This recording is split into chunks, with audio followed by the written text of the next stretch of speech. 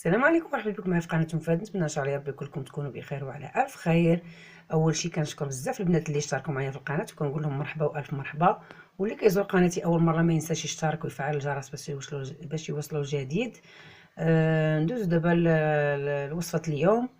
وصفه اليوم هي جد فعاله رهيبه سحريه للقضاء على الزكام بجميع انواعه، الزكام بصفه عامه ونزلات البرد مجربه. نتمنى ان شاء الله يا ربي تنال الاعجاب ديالكم وتجربوها. ندوز دابا المقادير. هنا عندي سكينجبير طري اولا الزنجبيل. انا سبق لي انا كان عندي هنايا في المجمد. هو من الاحسن فاش تشريوه حكوه وديروه في المجمد باش كيبقى طري ما كيتبدلش النسمه ديالو ولا كيكحال. عندي واحد الحامضه هنا اللي قطعتها دوائر على هذا الشكل هذا. وعندي هنايا 400 مليلتر ديال الماء. وهنا الماء كيبقى على حسب عدد الافراد اللي غيستهلكوا هذا المشروب هذا. وعندي هنايا العسل الحر طبيعي. ندوزو دابا للطريقه. بالنسبه للطريقه انا غناخذ كاسروله بحال هذه بهذا الشكل هذا. غادي نوضع الماء. قلنا 400 مليلتر اللي عندي الماء، وقلنا المقادير وكميه الماء والمقادير كيبقاو على حسب عدد الافراد. هنا يمكن لك كنوضع هاد الزنجبيل انا عندي في المجمد، وغنوضع حامضه اللي قطعتها دوائر ولا دي طرونش على هذا الشكل هذا. دابا غادي نرجعو فوق البوطه يغلي واحد 10 دقائق ونرجع معكم. هو هذا المشروب ديالي ملي كيغلي 10 ديال الدقائق.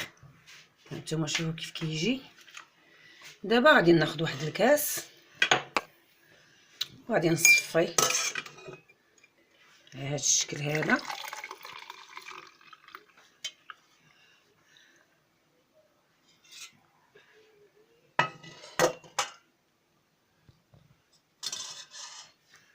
هانتوما كيف كيجي على هذا الشكل هذا. دابا غادي ناخذ العسل. انا كيف قلت لكم هنايا راه عندي العسل الحر، العسل الحاره طبيعيه. غادي نحليه بواحد المعلقه على هذا الشكل هذا. الاحسن نديروا العسل هو سخون باش يذوب لينا، وكنشربوه دافي. هذا المشروب هذا صدقوني مجرب رائع وفعال سحري كيقضي على نزلات البرد والزكام وحتى الكحه. نزلات البرد بجميع انواعها كيقضي عليها.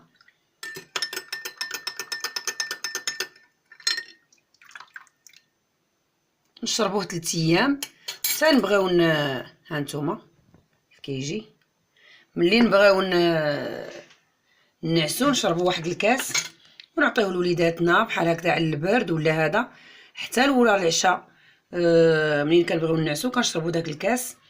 يعني واحد الفعاليه فيه. وهذا المشروب ديالي ملي كيوجد ديال الزنجبيل ولا السكينجبير مع الحامض والعسل كيجي لذيذ في المذاق، يعني مستساغ. وصفه سحريه، مشروب رهيب وعجيب وكيقضي لنا على جميع نزلات البرد بما في ذلك الكحه. وحنا كنعرفوا منافع ديال السكينجبير اولا الزنجبيل، وخاصه السكينجبير الطري. والحامض حتى هو غني بفيتامين سي وكيقضي حتى هو على نزلات البرد. وزياده على العسل الحار حنا كنعرفوا حتى هو المنافع ديالو. هذا المشروب هذا مجرب عجيب رهيب يستحق التجربه. ونتمنى ان شاء الله يا ربي ينال الاعجاب ديالكم وتجربوه. انتم غادي تجربوه، الا جربتوه ما غاديش تستغناو عليه. ونشربوه على الاقل 3 ايام وهو كيسخن وزوين زوين زوين بزاف كاع. نتمنى ان شاء الله يا ربي نال الاعجاب ديالكم تجربوا. الا عجبكم الفيديو ما تبخلوش عليا بلي لايك ديالكم وبتعليقاتكم وحتى انتقاداتكم، وما بقى لي غير نقول لكم تبقاو على خير.